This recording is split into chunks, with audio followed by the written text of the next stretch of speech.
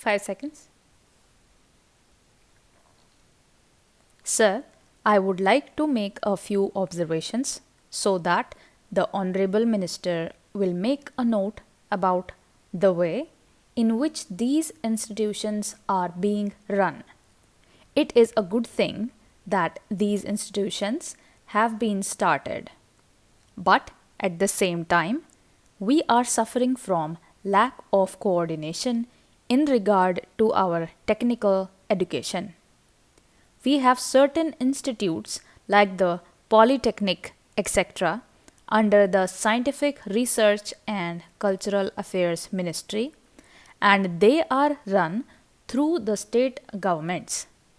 Then there are the engineering colleges under the universities, and thirdly, sir, trade technical education is imparted by the Central Labor Ministry at the state level. In addition to that, the states have certain arrangements of their own for technical education. I feel that there is no effort at coordination, and that leads to good deal of confusion. Perhaps if there is effort, there are certain difficulties. I hope the Honorable Minister will tell us about that. I would also like to suggest that even in these 4 institutions, as for some time, the medium of instruction would be English. For emotional integration, an attempt should be made to take a few students from the neighboring region or other regions on a reciprocal basis. Otherwise, these institutes will themselves be developing, as was hinted by the previous speaker, some regional consciousness. There is great difficulty, sir, with regard to technical personnel for teaching, and I am not aware in what way these institutes will be staffed. Perhaps some foreigners will be brought in, but at the same time, with the arrangements existing at present for taking technical help from different countries, Russia, UK, USA, and Germany, I do not know whether there will be special courses provided in these institutes. For the teaching staff from those different countries, what arrangements there are, one does not know.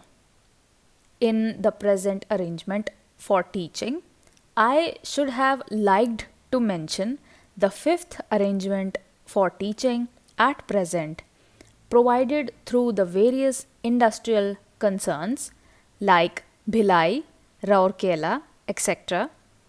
All these big concerns have their big technical schools, and they take their students for postgraduate work as also for research work. What will therefore happen with regard to the standard is a question. Sir, we are not at all sure in our country about the correct use of terms. I would, for instance, mention here the word polytechnic. They have one school, and even if there is arrangement for starting another subject, no effort is made, and no sooner they feel they should give guarantee to some sort of technical education without proper inquiries with regard to the possibilities for employment and the various mineral resources, etc., and the basic education that should enable the students to enter the polytechnics to have the training where it is available, these polytechnics are started.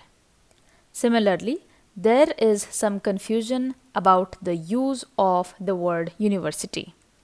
We have the Roorkee University for one subject, viz. Engineering. So, it seems there is going to be one university for one faculty. We have one music university also in Madhya Pradesh.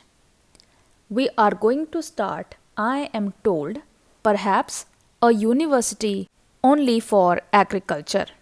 So, if these institutes are there, which term seems to be really the appropriate word in place of these one faculty universities?